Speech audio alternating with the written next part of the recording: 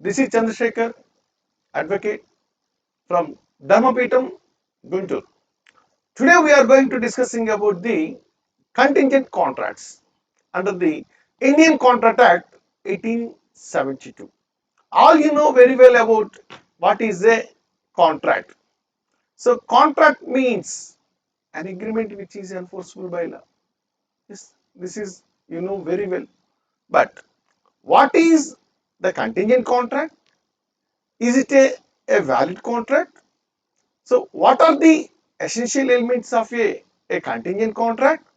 So, all the subjects we have to discuss now. Yes. Section 31 of the Indian Contract Act defines contract a contingent as. మనకి Indian contract act లో section 31 అనేటువంటిది ఒక కంటింజెంట్ contract గా ఏ విధంగా ఉంటుంది అనేటువంటి విషయాన్ని మనకి డిఫైన్ చేయటం జరిగింది. A contingent contract a contingent contract is a contract to do or not to do something. Contingent contract అనేది ఒక కాంట్రాక్టే. ఎలాంటి కాంట్రాక్టు? అది ఒక పని చేయటానికి. Contingent contract is a contract to do or not to do something.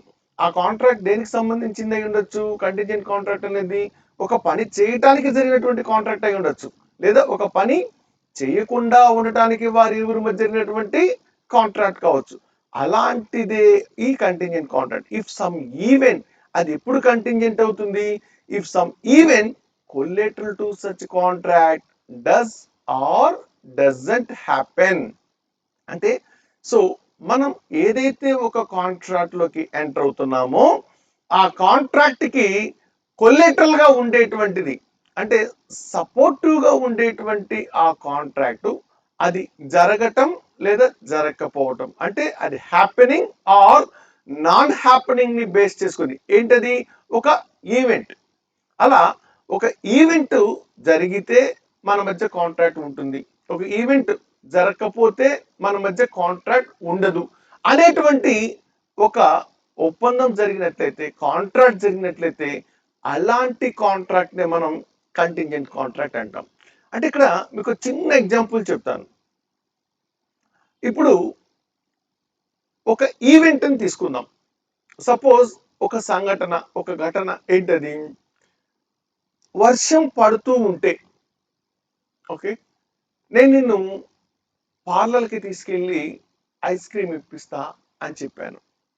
అంటే ice cream అనేది నేను నీకు ఇప్పించడానికి, నా నుంచి నీకు జరిగినటువంటి ఒక పని చేయటానికి ఒక promise. So to do an act, నేను నీకు ఐస్ క్రీమ్ ఇప్పిస్తానని చెప్తున్నాను. ఎలా? ఎప్పుడు?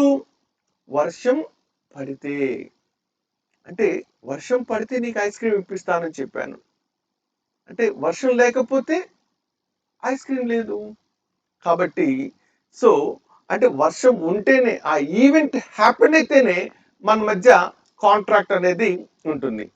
సో ఇలా ఏదైనా ఒక ఘటన జరిగితే, రేపు గవర్నమెంట్ కనుక, సేమ్ గవర్నమెంట్ కనుక మళ్ళీ ఓకేనా ప్రభుత్వంలోకి వస్తే, ఇప్పుడు ఏదైతే మనకి ఒక ప్రభుత్వం నడుస్తుందో ఆ ప్రభుత్వం కనుక కొనసాగినట్లయితే నేను నీకు ఈ ఫేవర్ చేసి పెడతాను అని చెప్పాను. అంటే ఈ ఫేవర్ అంటే సపోజ్ నీకు ఏదైనా ఒక పెన్షన్ ని 5,000 రూపాయల చొప్పున ఇస్తాను అని చెప్పింది అనుకో ప్రభుత్వం. ఎప్పుడు? డైరెక్ట్ గా ప్రతి నెల నీకు 5ంటికి ఆ ప్రామిస్ చేసిన వ్యక్తి పంపిస్తాడా? అతను గవర్నమెంట్ ఫామ్ చేయాలి కదా. అతను ఎప్పుడు గవర్నమెంట్ ఫామ్ చేయగలడు? లాస్ట్ టైం లాగా మళ్ళీ అతనికి రిక్వైర్డ్ మెజారిటీ ఏదైతే ఉంటుందో అది అచీవ్ చేసిన తర్వాత మాత్రమే. అంటే సో ఆ సంఘటన జరిగితే, అంటే మళ్ళీ అతను ఎన్నికల్లో గెలిస్తే మళ్ళీ ఓకేనా నీకు ఇప్పుడు ఏదైతే ఒక ప్రామిస్ ని చేశాడో అది పెర్ఫామ్ చేస్తాడు. అంటే జరగలేదు అనుకుందాం, ద కాంట్రాక్ట్ బికమ్స్ వైడ్. అంటే సో కాంట్రాక్ట్ ఉండదు. అంటే అతను గెలవలేదనుకో, అప్పుడు ఆ వెల్ఫేర్ ని, నీకు ఆ సంక్షేమాన్ని అందించలేడు కదా.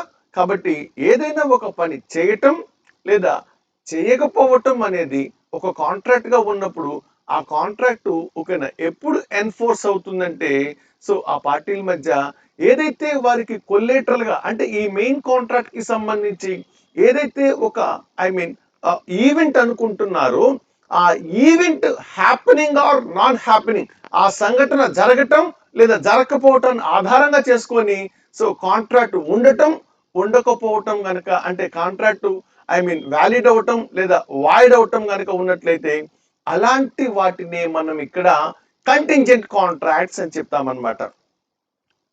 ఎగ్జాంపుల్ ఇక్కడ టెక్స్ట్ బుక్ ప్రకారం చూడండి ఇక్కడ where A contracts to pay B ₹5,000 A బికి ప్రామిస్ చేస్తున్నాడు కాంట్రాక్ట్ చేసుకుంటున్నాడు ఏమని నేను నీకు ఏ అనే వ్యక్తి నేను ఓకేనా బి అనే బర్త్డే నీకు ₹5,000 5,000 పే చేస్తానని చెప్తున్నాడు అంటే నీకు ఇస్తానని చెప్తున్నాను ఎప్పుడు ఇఫ్ బీస్ హౌస్ ఈజ్ బర్న్ అంటే మీ బి అనే మీ యొక్క ఇల్లు కాలిపోయినట్లయితే ఫైర్ యాక్సిడెంట్ జరిగినట్లయితే మీ ఇల్లు కాలితే ఐ మీన్ ఫైర్ యాక్సిడెంట్ జరిగితే నేను 5,000 ఇస్తాను అన్నాను 5,000 ఇస్తాను ఎప్పుడు ఇస్తానని చెప్తున్నాను ఈవెంట్ హ్యాపెండ్ అయితే అంటే ఆ ఫైర్ ఇన్సిడెంట్ జరిగితే నేను మీకు ఆ ₹5,000 ఇస్తానని చెప్తున్నాను so it is a contingent contract it is a case of insurance అంటే సో ఇది ఎలాంటి కాంట్రాక్ట్ ఇక్కడ మనకి ఇన్సూరెన్స్ కి సంబంధించినటువంటి బీమాకి సంబంధించినటువంటి కాంట్రాక్ట్ అంటే so in all insurance contracts are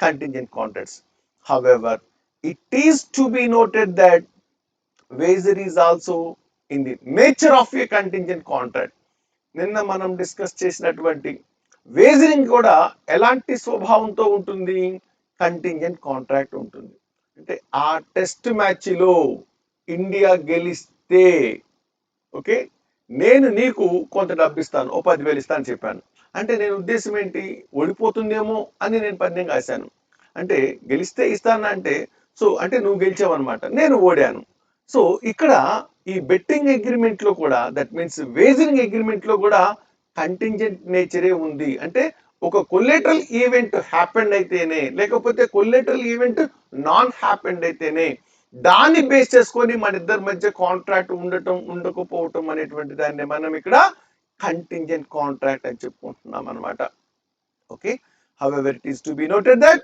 the wager is also in the nature of a contingent contract but it is expressly declared void by section 30 of the act నిన్ననే మనం చెప్పుకున్నాం all wager agreements are declared as void under section 30 of the Indian Contract Act so here మీకు అర్థమైపోయింది ఇప్పటికే వేజర్ తో ఉన్నటువంటి వేజర్ nature గా ఉన్నటువంటి ఏ అగ్రిమెంట్ ని కూడా మనం లాఫుల్ గా ఎన్ఫోర్స్ చేయలేం why because it is already declared as void by the I mean Indian government okay so contracts of indemnity and guarantee and contract of insurance are examples for contingent contracts ఇక్కడ మీకు contingent contracts అర్థం అవ్వాలంటే కొంచెం indemnity contracts గురించి guarantee contracts గురించి అలాగే insurance contracts గురించి మీకు కొంచెం అవగాహన అవసరం అవుతుంది అనమాట సో ఎందుకంటే ఈ మూడు ఈ కంటింజెంట్ కాంట్రాక్ట్ కి ఉదాహరణ అనమాట ఇండెమినిటీ కాంట్రాక్ట్ అంటే మీకు రెండు ముక్కలు చెప్తా what is an indemnity contract indemnity అంటే meaning it is nothing but to compensate the loss which is arised by the promisor on any other person to the promisee so అంటే ఇక్కడ promise చేసే వ్యక్తి తన వలన కానీ లేదా ఇంకెవరైనా థర్డ్ పార్టీ వలన కానీ సో ఎవరికైతే ప్రామిస్ చేశాడు అంటే మీ కనుక ప్రామిస్ చేసి ఉన్నట్లయితే సో ఏమని చెప్పి ఆ నష్టం నా వలన కానీ ఇంకెవరి వలన కానీ ఏర్పడ్డట్లయితే ఆ నష్టాన్ని నేను భర్తీ చేస్తాను దాన్ని నేను ఇండెమ్నిఫై చేస్తాను అని చెప్పేటువంటి కాంట్రాక్ట్స్ ని మనం ఇండెమినిటీ కాంట్రాక్ట్ అంటాం ఇండెమినిటీ కాంట్రాక్ట్స్ లో ఓకేనా ఎవరైతే కాంపెన్సేట్ చేయడానికి ప్రామిస్ చేశారో ఆ ప్రామిసర్ ని మనం ఏమంటాం ఇండెమ్నిఫైయర్ అంటాం మరి ఎవరికైతే ప్రామిస్ చేయబడిందో అతన్ని ఏమంటాం ఇండెమినిటీ హోల్డర్ అంటాం సో ఇప్పుడు ఇతను ఓకేనా ప్రామిసార్ ప్రామిసీకి అంటే ఇండిమినిఫైయర్ ఇండిమినిటీ హోల్డర్ కి ఒక ప్రామిస్ చేశాడు. ఏమని? నేను నీకు జరిగిన నష్టాన్ని ఓకేనా ఐ మీన్ కాంపెన్సేట్ చేస్తా, ఇండిమినిఫై చేస్తానని చెప్పి ప్రామిస్ చేశాడు. ఎప్పుడు? డైరెక్ట్ గా నేను కొంత అమౌంట్ ఇస్తానని చెప్తున్నాడా? లేదు. మీ హౌస్ కనుక ఓకేనా ఫైర్ యాక్సిడెంట్ లో బర్న్ అయితే మీరు మా దగ్గర తీసుకున్నటువంటి ఆ ఫైర్ ఇన్సూరెన్స్ కి బదులుగా నేనేం చేస్తానంటే ఆ నష్టం మీకు జరిగింది కాబట్టి ఆ 5,000 రూపీస్ ని మీకు నేను ఇండెమ్నిఫై చేస్తాను అని చెప్తున్నాడు.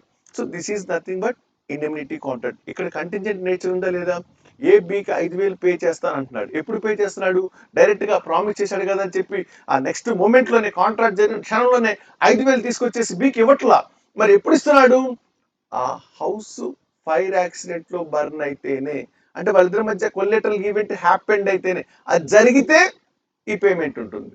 అంటే ఫైర్ యాక్సిడెంట్ జరగకపోతే సో పేమెంట్ అనేది ఉండదు. కాబట్టి ఈ పేమెంట్ ఇవ్వటం లేకపోవటం అనేటువంటి మెయిన్ అగ్రిమెంట్ దేని మీద డిపెండ్ అయి ఉంది?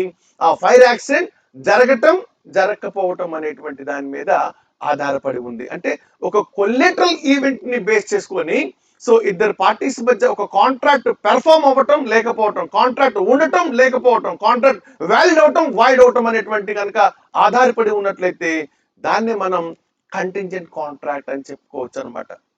అలాగే గ్యారంటీ కాంట్రాక్ట్స్ కూడా one more example for this. So ఈ ఈ కంటింజెంట్ కాంట్రాక్ట్స్ లో గ్యారంటీ కాంట్రాక్ట్స్ కూడా సపోజ్ ఏ అనబడేటువంటి నేను బి అనబడే మీకు గ్యారంటీ ఇస్తున్నా యాజ్ ఎ షూరిటీ హోల్డర్. నేను షూరిటీ ఉంటా, హామీ ఉన్నానన్నమాట. ఎవరికి? ఎస్, ఒక పర్సన్, థర్డ్ పర్సన్ సి అనే వ్యక్తికి. నేను సికి గ్యారంటీగా ఉన్నా. అంటే సి మీ దగ్గర ఒక అప్పు చేశాడు. సో అతన్ని మనం ఇక్కడ ప్రిన్సిపల్ డెటార్ అంటాం. అప్పు తీసుకున్న వ్యక్తిని we call so principal debtor. అప్పు తీసుకున్న వ్యక్తిని డెటార్, ప్రిన్సిపల్ డెటార్. ఓకే, ఎవరి దగ్గర తీసుకున్నాడు? మీ దగ్గర తీసుకున్నారు. ఇక్కడ మన ఎగ్జాంపుల్లో మీరు బి అనుకోండి, ఎగ్జాంపుల్ బి అనుకోండి. అంటే మీరు అప్పిచ్చిన వ్యక్తి కాబట్టి you are the person of creditor. మీరు క్రెడిటార్, మీరు అప్పిచ్చారు. మీరు ఎవరికి ఇచ్చారు? సి అనేటువంటి వ్యక్తికి అప్పిచ్చారు. So you are B and he is C, third party.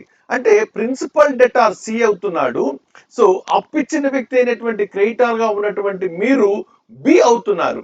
So నేను ఏ అనబడే నేను మీకు నేను హామీ ఇస్తున్నా, mister B, in case if C fails to pay that debt amount to you, ఆ సి కనుక నీకు తను అప్పు తీసుకున్నటువంటి మొత్తాన్ని చెల్లించలేకపోయినట్లయితే, ఎస్, అతని బదులుగా అతన్ని ఆ ప్రామిస్ ని డిఫాల్ట్ చేసినప్పుడు నేను ఆ ప్రామిస్ ని పెర్ఫామ్ చేస్తాను అని నేను గ్యారంటీ ఇస్తున్నాను. కాబట్టి ఇలా ఓకేనా ఐ మీన్ ఏదైతే ఒక గ్యారంటీ కాంట్రాక్ట్ జరిగిందో పార్టీస్ మధ్య, ఏబిసి మధ్య, సో దీన్నే మనం గ్యారంటీ కాంట్రాక్ట్ అంటాం. ఇక్కడ మీరు గమనించినట్లయితే ఈ కాంట్రాక్ట్ లో కూడా కంటింజెంట్ నేచర్ అనేది ఉంది.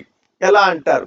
సో చూడండి, ఇక్కడ కంటింజెంట్ నేచర్ అనేది ఇక్కడ మనం ఇందాక డెఫినేషన్ చూసినట్లయితే మీరు మరొకసారి నేను స్లైడ్ లోకి వెళ్తున్నాను. చూడండి, contingent contract is a contract. So ఎలాంటి కాంట్రాక్ట్ అది?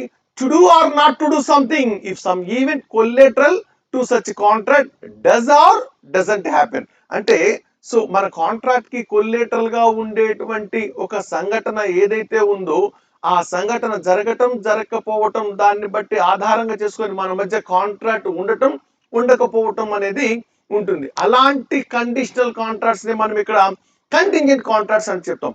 ఇందాక నేను చెప్పినటువంటి ఎగ్జాంపుల్, సి అనే అతను మీ దగ్గర 10,000 రూపాయలు అప్పు తీసుకున్నాడు. సిని మనం ఏమని చెప్పామండి? ప్రిన్సిపల్ డెటార్ అని చెప్పాను. మిమ్మల్ని నేను బి అని చెప్పాను. మీరు అమౌంట్ పే చేసిన వ్యక్తి కాబట్టి మీరు క్రెడిటార్ అవుతున్నారు. మీ ఇద్దరి మధ్య ఒరిజినల్ కాంట్రాక్ట్ ఉంది. కానీ నేను యాజ్ ఎ షూరిటీ హోల్డర్ నేను గ్యారంటీ ఇస్తున్నా, నాన్న బి, మీకు కనుక ఆ సి డబ్బులు పే చేయలేకపోతే if he fails to pay that debt amount I will pay, నేను మీకు ఇస్తానని చెప్తున్నాను. అంటే నేను మీకు ఇస్తానని చెప్పే ప్రామిస్ ఎప్పుడు ఫుల్ఫిల్ అవుతుంది? మీరు నా దగ్గర ఎప్పుడు ఎన్ఫోర్స్ చేయగలుగుతారు? If C fails to pay, C తను కట్టాల్సిన ప్రిన్సిపల్ డెటార్, తను కట్టాల్సినటువంటి అమౌంట్ క్రెడిటార్ గా మీకు కట్టడంలో ఫెయిల్ అయినట్లయితే అప్పుడు సి బదులుగా నేను గ్యారంటీ ఉన్నాను కాబట్టి సో ఏ అనబడే నేను మీకు పే చేయాల్సి వస్తుంది. అంటే ఒకవేళ సి పే చేస్తే మీ ఇద్దరి మధ్య సెట్ ఆఫ్ అయిపోతుంది కదా. మీరు అప్పు ఇచ్చారు, ఓకేనా, అతను తీసుకున్నాడు, మళ్ళీ తిరిగి అతను అప్పు తీర్చేసేసాడు. అంటే మీ ఇద్దరి మధ్య ఓకేనా లైబిలిటీ క్రియేట్ అయిపోయింది. ఇక నాకు లైబిలిటీ క్రియేట్ అవ్వదు కదా, మళ్ళీ జనరేట్ అవ్వదు కదా, నాకు కంటిన్యూ కాదు కదా. దట్స్ వై అంటే నేను పే చేయాల్సి వచ్చేది ఎప్పుడు సి ఫెయిల్ అయితే. ఒకవేళ సి పే చేస్తే నేను పే చేయాల్సిన అవసరం లేదు. అంటే అతను పే చేయటం చేయకపోవటం అనే అంశాలని ఆధారంగా చేసుకొని, ఆ సంఘటన ఆధారంగా చేసుకొని మన మధ్య కాంట్రాక్ట్ ఉండటం లేకపోవటం అనేటువంటిదే contingent contract. So so this guarantee contract is also the best example of contingent contract. Okay, next okay insurance contracts ఇందాక చెప్పుకున్నాము. ఓకే, అది కూడా మనకి బెస్ట్ ఎగ్జాంపుల్ గా చెప్పొచ్చు. ఎసెన్షియల్స్, ఒక కంటింజెంట్ కాంట్రాక్ట్ వ్యాలిడ్ అవ్వాలంటే ఓకే మరి ఏమేమి అంశాలు ఉంటే దాన్ని కంటింజెంట్ కాంట్రాక్ట్ అంటాం చట్ట ప్రకారం. There must be a contract. Very first what we require that there must be a contract. ఒక ఒప్పందం ఉండి తీరాలి ఇద్దరు వ్యక్తుల మధ్య.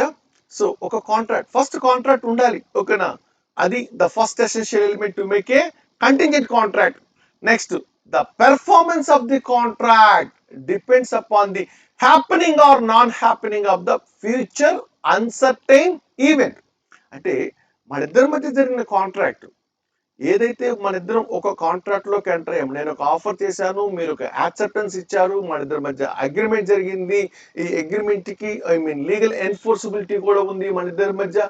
కాబట్టి so agreement plus enforceability equal to contract. So contract ఉంది, ఇంతవరకు బాగానే ఉంది. అయితే ఈ కాంట్రాక్ట్ యొక్క పెర్ఫార్మెన్స్ అంటే నేను ఏదైతే వాగ్దానం చేశానో, ప్రామిస్ చేశానో, ఆ ప్రామిస్ ని ఫుల్ఫిల్ చేయటం అంటే నిర్వర్తించటం, అంటే ఆ ప్రామిస్ ని నిలబెట్టుకోవటం, అంటే ఆ పనిని పూర్తి చేయటం అనేది depends upon the happening or non happening of the future uncertain event.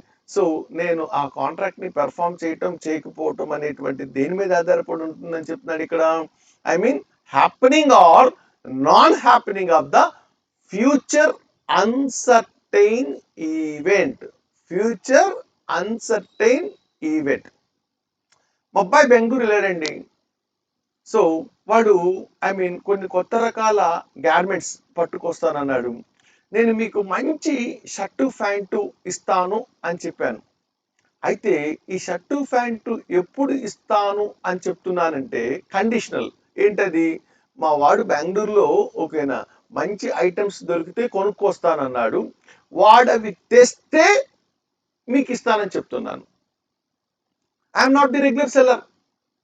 నేను మా వాడు తెస్తే ఓకేనా ఈసారి నేను అవి ఉంచుకోకుండా మీకు ఇచ్చేస్తాను అని చెప్తాను. అంటే నేను మీకు ఈ కొత్త బట్టలు ఇవ్వటం అనేటువంటిది దేని మీద ఆధారపడి ఉంది, మా అబ్బాయి బట్టలు తేవటం మీద. అంటే సో మా అబ్బాయి బట్టలు తీసుకొస్తే, గార్మెంట్స్ తీసుకొస్తే ఆ కాంట్రాక్ట్ ని పెర్ఫామ్ చేయగలుగుతా. మా అబ్బాయి తేలేదనుకోండి నేను మీకు ఇచ్చేది లేదు. అంటే సో నేను మీకు బట్టలు ఇవ్వటం ఇవ్వకపోవటం అనేది వాడు బట్టలు తీసుకురావటం తీసుకురాకపోవటం మీద ఆధారపడి ఉంటుంది.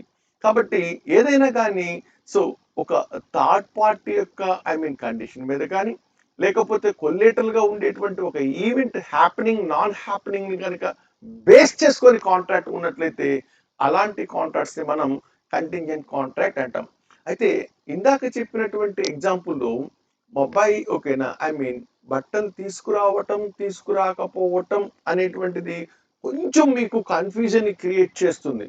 ఎందుకంటే ఒకవేళ నేను ఐ మీన్ దాంతో సంబంధం లేకుండా ఒక రెగ్యులర్ సెల్లర్ని అయి ఉన్నాను అనుకోండి, నేను ఒక షాప్ కీపర్ని, అమ్మ మీకు నేను పలానా చూడీదార్ నేను 2 రోజుల్లో తెస్తాను మీకు అమ్మేస్తాను అని చెప్పాను అనుకోండి, మీరు నమ్మి నాకు పేమెంట్ చేశారనుకోండి, ఇక్కడ అది కండిషనల్ కాంట్రాక్ట్ అవ్వదు, అది రెగ్యులర్ కాంట్రాక్టే అవుతుంది. ఎందుకని, సో నేను నాకెవరో సప్లై థర్డ్ పార్టీ సప్లై చేస్తానని చెప్తే దాన్ని నమ్మి నేను కాంట్రాక్ట్ లోకి ఎంటర్ అయితే ఓకేనా దానికి మీకు సంబంధం లేదు, మీరు నన్ను ప్యూర్ గా నమ్మి కాంట్రాక్ట్ లోకి ఎంటర్ అయ్యారు.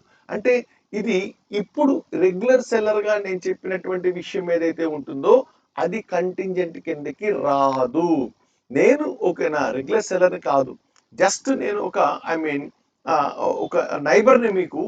సో నేను నైబర్గా ఒక ప్రామిస్ చేసినప్పుడు మాత్రమే దీన్ని తీసుకోవాలి. ఈ రెండింటికి తేడా చూడండి, చాలా తేడా ఉంది కంటింజెంట్ కాంట్రాక్ట్ ని. అంటే సో అన్ని కండిషనల్ కాంట్రాక్ట్స్ ఓకేనా కంటింజెంట్ అవ్వవు. మీకు ఇంకా స్పష్టంగా అర్థమయ్యేలా చెప్తాను, ఏమండి, ఒక గంటలో వర్షం పడితే నీకు ఐస్ క్రీమ్ ఇప్పిస్తానని చెప్పా. ఇందాక చెప్పిన ఎగ్జాంపుల్ కొత్తది తీసుకుంటే మళ్ళీ మీరు కన్ఫ్యూజ్ అయిపోతారు. ఏమండి, నేను పిలిస్తే వర్షం ఓకేనా, నువ్వు ఐస్ క్రీమ్ కోసం వర్షం రా అనగానే మీరేమన్నా అతడు సినిమాలో త్రిషానా వర్షం వచ్చేయటానికి, మిమ్మల్ని నిరూపించడానికి, మీకు ఐస్ క్రీమ్ తినిపించడానికి కాదు కదా. వర్షాన్ని మీరు కిందకి పిలవలేరు, పడబోయే వర్షాన్ని నేనేం దేవుని కాదు పడద్దు అని చెప్పి శ్రీకృష్ణ పరమాత్మ లాగా ఆపటానికి. కాబట్టి ఇట్లాంటి సంఘటనలు ఏమైతే ఉన్నాయో అవి మన చేతిలో లేవు. అంటే ఆ ఈవెంట్ మనం ఏదైతే ఆ వర్షం పడటం, షిప్ రావటం ఓకేనా, లేకపోతే ఆ ప్రోడక్ట్ ఇన్వెస్టిగేట్ చేసింది, లేకపోతే మనం ప్రొడ్యూస్ చేసేటువంటిది ప్రిపేర్ అవ్వటం, ఇట్లాంటివి ఏవైతే ఉన్నాయో అవి ఓకేనా అన్సర్టైన్ గా ఉండాలి. ఇక్కడ చూడండి, అన్సర్టైన్ అనేటువంటి పదం బాగా అండర్లైన్ చేసుకోండి. ఆ ఈవెంట్ ఎప్పుడు కూడా అన్సర్టైన్ గా ఉంటేనే అది కంటింజెంట్ కాంట్రాక్ట్ అవుతుంది. సపోజ్ ఇంకొక కండిషనల్ కాంట్రాక్ట్ చెప్తాను మీకు మోర్ క్లారిటీ కోసం. మీ ముందు ఒక లడ్డు పెట్టానండి, స్వీట్ బందర్ లడ్డు. అబ్బా చూస్తుంటేనే అబ్బా దాని చుట్టూ ఒకనా జీడిపప్పు కిస్మిస్లు అద్ది అసలు నోరు ఊరిపోతుంది అనమాట. ఓకేనా, ఇది చూడంగానే తినాలనిపించేస్తుంది ఆ స్వీట్ ని చూస్తే మీకు. ఇప్పుడు ఆ లడ్డు మీరు తింటే 500 ఇస్తా, తినకుంటే 500 ఇవ్వను అన్నాను అనుకోండి. 500 పే చేయటం అనేది, నేను 500 పే చేస్తాననేది ప్రామిస్ ఓకేనా. ఎప్పుడు లడ్డు తింటే. ఏమండి, ఆ లడ్డు తినటం తినకపోవటం అనేది మీరు 500 కావాలనుకుంటే గుట్టుకుని తింటారు, 500 వద్దనుకుంటే మానేస్తారు. అంటే ఇక్కడ షరతు పెట్టినంత మాత్రాన, కండిషన్ ఉన్నంత మాత్రాన అది కంటింజెంట్ అవ్వదు. సో ఆ ఈవెంట్ అనేది అంటే ఇప్పుడు చెప్పిన ఎగ్జాంపుల్లో లడ్డు తినటం అనేది ఏమవుతుంది, ఒక ఈవెంట్. ఈ ఈవెంట్ అనేది ఇట్ ఈస్ సర్టైన్. సో ఇలాంటి సర్టైన్ ఈవెంట్స్ ని మనం కంటింజెంట్ కాంట్రాక్ట్స్ అన్నాము. ఇలాంటి సర్టైన్ ఈవెంట్స్ ని కంటింజెంట్ కాంట్రాక్ట్స్ అన్నాము. లేదు మీరు నన్ను ఒక 1000 రూపీస్ అడిగారు, రేపు మార్నింగ్ సూర్యోదయాన ఓకేనా తూర్పున కనుక సూర్యుడు ఉదయిస్తే అరే నీకు 500 ఇస్తాను రా, లేకపోతే 1000 పే చేస్తాను రా అని చెప్పాను. ఏమంటే నిజానికి సూర్యుడు తూర్పును కాక పశ్చిమాన ఉదయిస్తాడా?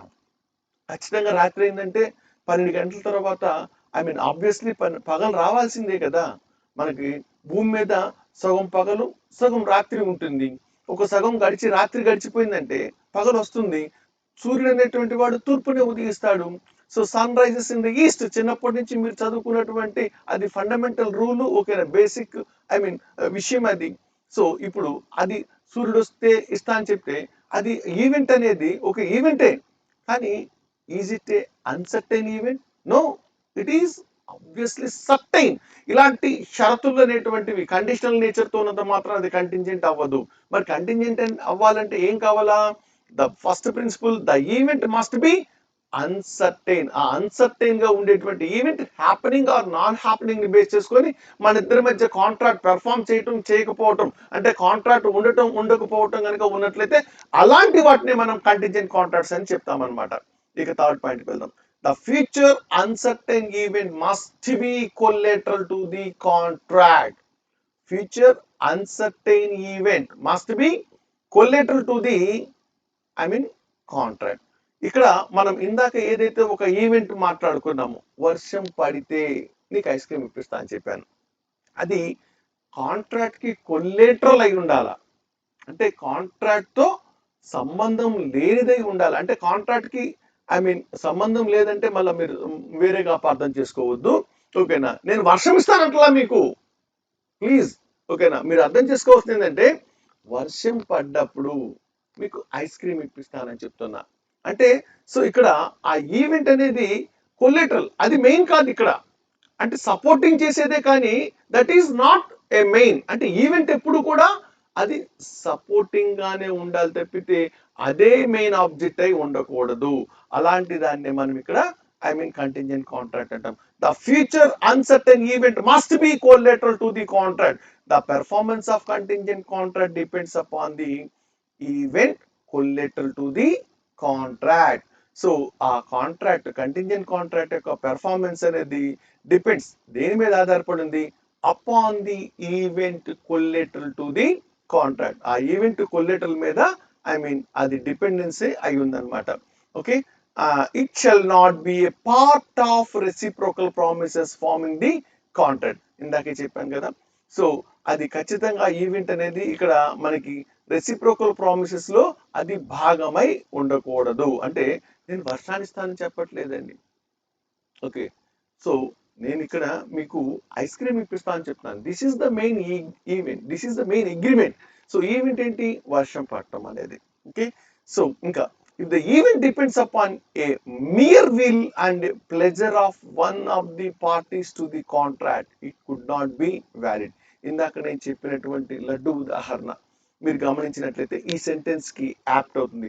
If the event depends upon mere will, అంటే మనం ఏదైతే ఒక సంఘటన ఈవెంట్ గురించి మాట్లాడుతున్నాం అది depends upon a mere will, అంటే అది మీ యొక్క ఇష్టం మీద ఆ సంఘటన ఆధారపడి ఉన్నప్పుడు, అండ్ ప్లెజర్ అది మీ యొక్క ఇష్టం మీదతో పాటు మీకు ఒక అభిరుచి మేరకు ఉన్నప్పుడు, సో అలాంటప్పుడు ఆ పార్టీస్ మధ్య అది కుడ్ నాట్ బి వ్యాలిడ్. ఎందుకని?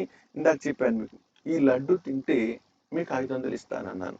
మీకు 500 కావాలనుకుంటే లడ్డు తింటారు, సో వద్దనుకుంటే మానేస్తారు. అంటే ఆ ఈవెంట్ లడ్డు తినటం అనేటువంటి ఆ ఈవెంట్ ఏదైతే ఉందో అది మీ యొక్క విల్ ఇష్టం మీద ఆధారపడి ఉంటుంది.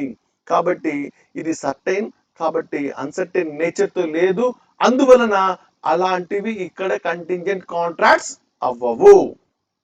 Next rules.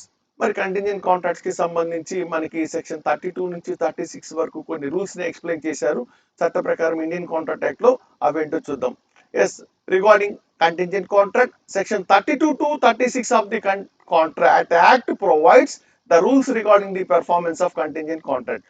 These rules indicate the proper time for the enforcement of contingent contract. ఈ సెక్షన్ 32 నుంచి 36 వరకు మనకి కాంట్రాక్ట్ యాక్ట్ లో ప్రొవైడ్ చేయబడ్డటువంటి రూల్స్ దేనికి సంబంధించి అక్కడ, సో అక్కడ అవి ఏమి ఇండికేట్ చేస్తున్నాయి, ఏమి సూచిస్తున్నాయి?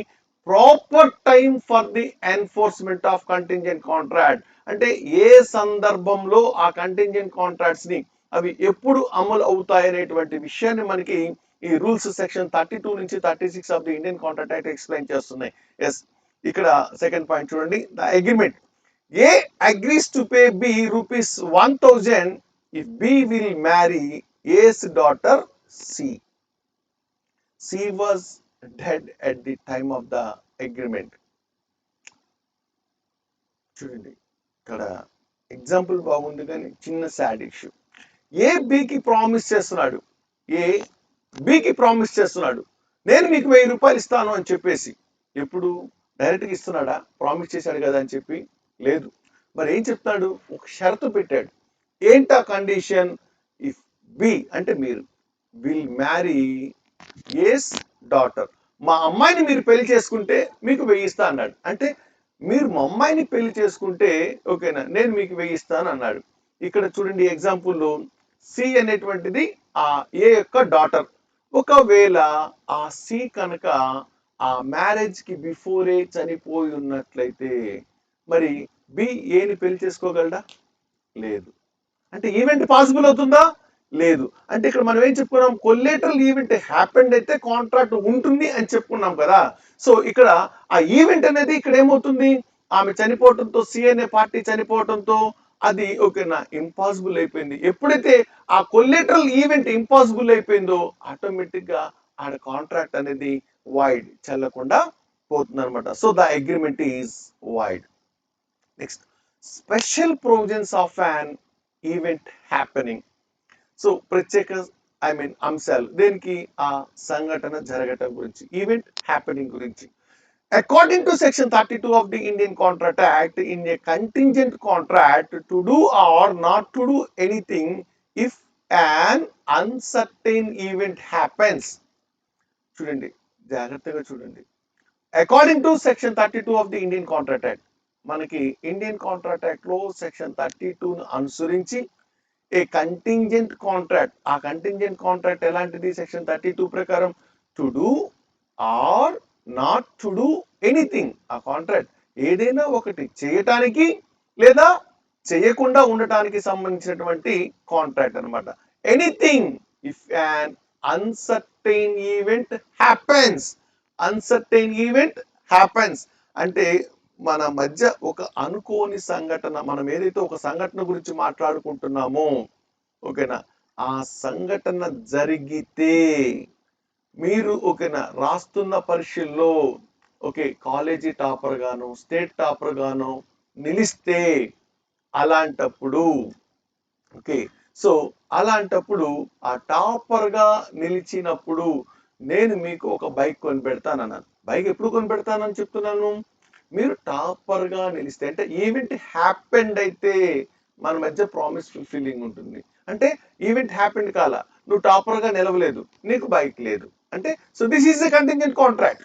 Okay, it can be enforced by the law, ఓకేనా, unless and until that event has happened.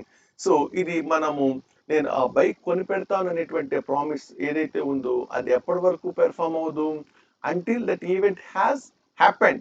ఆ సంఘటన జరిగేంత వరకు, అంటే నువ్వు ఆ కాలేజీలోనో స్టేట్ లోనో టాపర్ గా నిలిచేంత వరకు నేను నీకు బైక్ కొని పెడతాం అనేది ఉండదు. నువ్వు సాధించావు అది, నేను నీకు ఇది ప్రామిస్ ని ఫుల్ఫిల్ చేయాలి. అంటే అది జరిగితే ఇది జరుగుతుంది. అది జరిగితే ఏది అది అంటే ఇక్కడ ఈవెంట్, కొలెటరల్ ఈవెంట్ హ్యాపెండ్ అయితే ఎందుకని? అది పాజిటివ్, ఓకేనా. అది చేస్తే నేను ఇచ్చేస్తానని చెప్తున్నాను. నువ్వు కాలేజ్ ఫస్ట్ సాధించు, నేను నీకు బైక్ కొని పెడతాను అన్నాను. సో నువ్వు కాలేజ్ ఫస్ట్ సాధించున్నట్లయితే నేను నీకు బైక్ కొని పెట్టుండేవాడిని. నువ్వు అసలు కాలేజీ ఫస్ట్ సాధించలేకపోయావు, నేను నీకు బైక్ కొని పెట్టాల్సినటువంటి అవసరం లేదు. ఓకే, అలాగే if the event becomes impossible, అసలు ఈవెంటే జరగల, ఏంటి? అసలు మీరు చదువు మానేశారు.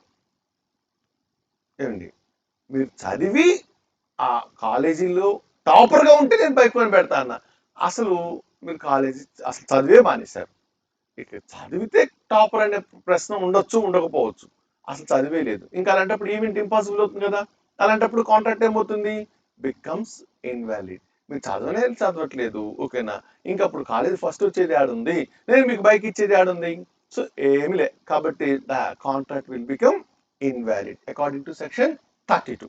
ఇక నెక్స్ట్ ఎగ్జాంపుల్ చూడండి, దీనికి సంబంధించి A contracts to pay B a sum of money as loan where B marries C. A అనేటువంటి వ్యక్తి బితో ఒక వాగ్దానం చేశాడు, ఏమని? To pay a sum of money as loan where B marries C. నానా బి, మీరు పెళ్లి చేసుకుంటే సి అనే వ్యక్తిని నేను మీకు 1000 రూపాయలు ఇస్తాను, పే చేస్తాను అని చెప్తున్నాడు. ఎలా? లోన్ రూపంలో. సిని పెళ్లి చేసుకో, నేను నీకు 1000 రూపాయలు ఇస్తాను చెప్తున్నాడు ఏబికి. ఇక్కడ C dies without being married to B.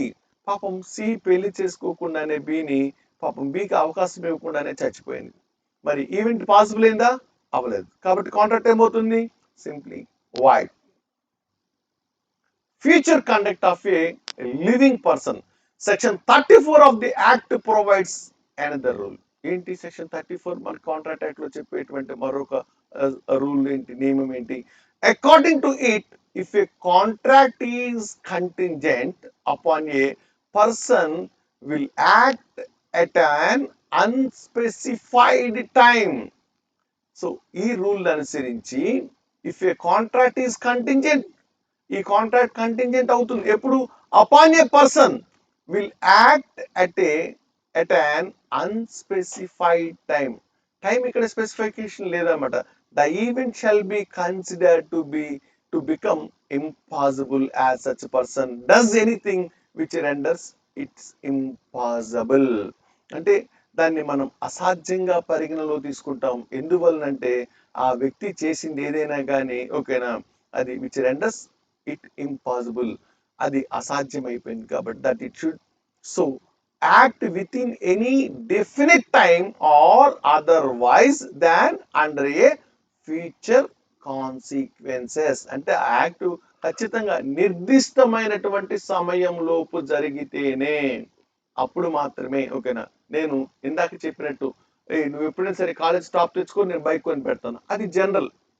32 ప్రకారం మాట్లాడుకున్నాం. ఇప్పుడు 34లోకి వచ్చేసేసరికి రూల్ మారింది చూడండి. సో అక్కడ టైం అనేది స్పెసిఫై చేస్తున్నాడు. నువ్వు 2024 మేలో జరిగేటువంటి పరీక్షల్లో కనుక టైం లిమిట్ పెట్టా.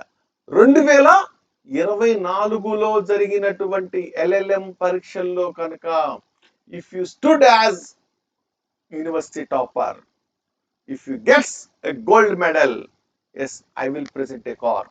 మీరు కనుక ఈ 2024 పరీక్షలలో కనుక, అది కూడా మే నెలలో జరిగినటువంటి పరీక్షల్లో కనుక ఆ యూనివర్సిటీ టాపర్ గా ఉంటే నేను మీకు కార్ ఇస్తాను అని చెప్పాను. నేను కార్ ఇస్తాను అనేది ఒక వాగ్దానం. This is the main event. ఎప్పటిలోపు జరగాలని చెప్పాను. There is time limit. Time పెట్టడం జరిగింది అక్కడ నిర్దిష్టంగా. అంటే సో నువ్వు కాలేజీ అంటే ఐ మీన్ యూనివర్సిటీ టాపర్ గా నిలిచావు ఎప్పుడు? ఈ 2024 మే ఎగ్జామ్స్ లో కనుక నువ్వు ఐ మీన్ యూనివర్సిటీ టాపర్ గా నిలిచినట్లయితే, గోల్డ్ మెడల్ సాధించినట్లయితే నేను నీకు కారు బహుమతి ఇవ్వాలి నా ప్రామిస్ ప్రకారం. అది వ్యాలిడ్ కంటింజెంట్ కాంట్రాక్ట్ అవుతుంది. నువ్వు ఎప్పుడు 2026లోనో దాన్ని దుక్కి దున్ని ఈది ఈది ఈది ఈది 2030లోనో సంపాదించవు, వ్యాలిడ్ అవ్వదు. ఎందుకని? There is a time limit. అక్కడ సమయం నిర్దిష్టం అయిపోయింది కాబట్టి సో ఈ షరతుని ఈ టైం లోపల నువ్వు పాటిస్తేనే అక్కడ 34 ప్రకారం ఆ కాంట్రాక్ట్ అనేది వ్యాలిడ్ అవుతుంది. ఒకవేళ ఇన్ టైంలో నువ్వు చేయలేకపోయినట్లయితే దట్స్ బికమ్స్ వాయిడ్ అన్నమాట. Okay, that is within any definite time or otherwise than under the future consequences. Yes, specified event not happen within specified time. So ఒకవేళ ఇందాక చెప్పిన దానికి కొంచెం రివర్స్ ఏంటి, అది ఆ అనుకున్న సమయం లోపు గనక జరగకపోయినట్లయితే according to section 35 of the act, మనకి ఇక్కడ ఇండియన్ కాంట్రాక్ట్ యాక్ట్ లో మరి 35 అనుసరించి if a contingent contract to do or not to do anything of a specified uncertain event, మనకి ఏదైతే ఒక ఈవెంట్ స్పెసిఫై చేయబడిందో does not happen within a fixed time is enforceable by law. ఏమండి వీళ్ళు contract లోకి ఎంటర్ అయ్యేటప్పుడు ఏమని చెప్తున్నారు? ఐ మీన్ ఆ ఈవెంట్ డస్ నాట్ హ్యాపెన్, ఆ సంఘటన జరగకపోతే ఎప్పటిలోపు? నిర్దిష్ట సమయంలోపు. ఓకేనా? సో అలాంటప్పుడు నేను మీకు ఈ పని చేస్తాను అని చెప్పి ప్రామిస్ చేస్తున్నారు అనమాట. Does not happen within a fixed time, does not happen within a fixed time is enforceable by law. ఏమండి మీరు షిప్ని ఇంగ్లాండ్ నుంచి ఇండియాకి తెప్పించుకుంటున్నారు. ఎక్కడి నుంచి మీ షిప్ వస్తుంది? ఇంగ్లాండ్ నుంచి వస్తుంది. అది యాక్చువల్గా 1 year లోపు రావాలి. వస్తేనే అందులో సరుకు ఓకేనా ఇక్కడ ఇండియాలో ఆ మార్కెటబుల్ క్వాలిటీ ఉంటుంది. అంటే ఆ వస్తువుల్ని మనం ఇక్కడ అమ్ముకోవటానికి ఆమోదయోగ్యంగా అతనికి ఆదాయంగా ఉంటుంది. అంటే అందుకొని అతను భయపడుతున్నాడు. మేము చెప్పాం మీ షిప్ సంవత్సరం లోపల కనుక ఇండియా చేరకపోతే నేను మీకు 1 కోటి రూపాయలు ఇస్తాను చెప్పాను. అంటే షిప్ వచ్చింది అనుకోండి సంవత్సరం లోపల, నేను మీకు 1 కోటి రూపాయలు ఇవ్వాల్సిన అవసరం ఉంటుందా? లేదు. అంటే ఆ షిప్ రాకుండా జరగాలి, అది కూడా విత్ ఇన్ స్పెసిఫైడ్ టైంలో జరగాలి. ఏంటి కండిషన్ అక్కడ మనకి? అది జరగకపోతే అప్పట్లోపు విత్ ఇన్ స్పెసిఫైడ్ టైం అని చెప్పాము ఇక్కడ. ఓకేనా? Does not happen within a fixed time is enforceable by law. Okay, so when the time fixed has expired, time fix చేసింది ఎక్స్పైర్ అయిపోయింది. ఓకేనా? అంటే షిప్ సంవత్సరం లోపల రాలేదు and such event has not happened are before the time has expired, అంటే ఆ సంఘటన ఓకేనా షిప్ రావటం అనేది ఏదైతే ఉందో నేను చెప్పిన ఇప్పుడు ఉదాహరణ ప్రకారం అది సంవత్సరం లోపల జరిగి ఉండలేదు. If it becomes certain such event ఓకేనా విల్ నాట్ హ్యాపెన్, అంటే ఈ సంవత్సరం రాలేదంటే ఇక మళ్ళీ జరిగే అవసరం లేదు. అంటే ఏంటి? అది మధ్యలో మునిగిపోయి ఉంటుంది, ఇంకెప్పటికీ రాదు. కాబట్టి అలాంటప్పుడు అగ్రిమెంట్ వ్యాలిడ్ కాంట్రాక్ట్ అవుతుంది. ఎగ్జాంపుల్ చూడండి ఇక్కడ మరొకటి. A promises to pay B a sum of money if certain ship does not return within a year. నేను చెప్పిన ఉదాహరణ. ఇప్పుడు ఏ అనేటువంటి వ్యక్తి బికి కొంత డబ్బు ఇస్తానని చెప్తున్నాడు. ఎప్పుడు? సో ఆ షిప్ కనుక 1 సంవత్సరం లోపల రాకపోతే The contract may be enforced if the ship does not return within a year or is burnt within a year. అది రాకుండా అసాధ్యం అంటే మధ్యలోనే కాలిపోవడం ఇక అప్పటికి రాదు, లేదు ఒక సంవత్సరం లోపు రాలేదు, ఓకేనా. ఇవి వచ్చిన తర్వాత ఉపయోగం లేదు కాబట్టి ఆ రాకూడదు అనుకున్నటువంటి అంటే రాకపోతే యత్నిస్తానని కాబట్టి సంవత్సరంలో పాటు రాలేకపోయింది కాబట్టి ఆ ఈవెంట్ అయితే కనుక సో జరిగింది కాబట్టి అందువలన అంటే సారీ జరగలేదు కాబట్టి ఇక్కడ ఏమవుతుంది అంటే సంవత్సరం లోపు రావటం జరగలేదు, సంవత్సరం లోపల రావటం జరగలేదు, రాకపోతే కాంట్రాక్ట్ ని పెర్ఫార్మ్ చేస్తాను కదా, that's why he is liable to pay అంటే the contract will be valid, ఆ event doesn't happen. Next when void contingent contract to do or not to do anything. ఏదైనా ఒక కంటింజెంట్ కాంట్రాక్ట్ చేయటానికి లేదా చేయకుండా ఉండడానికి సంబంధించి if a specified uncertain event happens within a fixed time becomes void. Contingent contract అనేది ఇక్కడ ఏదైనా ఒక పని చేయటానికి లేదా చేయకుండా ఉండటానికి సంబంధించి contract to do or not to do anything, ఏదైనా కావచ్చు ఆ పని చేయటం లేదా చేయకపోవటం. If a specified uncertain event happens within a fixed time becomes void. అంటే కంటింజెంట్ కాంట్రాక్ట్ అనేది ఒక పని చేయటం లేదా చేయడానికి సంబంధించినప్పుడు అది ఏంటి, ఆ ఈవెంట్ జరిగితే అది కూడా సంవత్సరం లోపల అంటే ఫిక్స్డ్ టైం లోపల జరిగితే బికమ్స్ వైడ్. ఇప్పుడు if at all after expiry of the time fixed such event has not happened or it before the time fixed, ఆ టైం లోపల కనుక అది జరిగి ఉండకపోతే ఆటోమేటిక్ ఏమవుతుంది అక్కడ ఆ కాంట్రాక్ట్ అనేది వైడ్ అవుతుంది. సచ్ ఈవెంట్ బికమ్స్ ఇంపాసిబుల్, ఆ టైం లోపల జరగలేదు కాబట్టి అది ఓకేనా ఇంపాసిబుల్ గా అవుతుంది.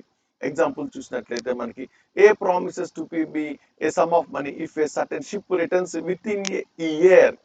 సో ఏమన్నాడు ఇక్కడ, A promises to B a sum of money if a certain ship returns within year. ఆ షిప్ వస్తే నేను నీకు ఇదిగో ₹1,00,00,000 ఇస్తానయ్యా అని చెప్పాడు.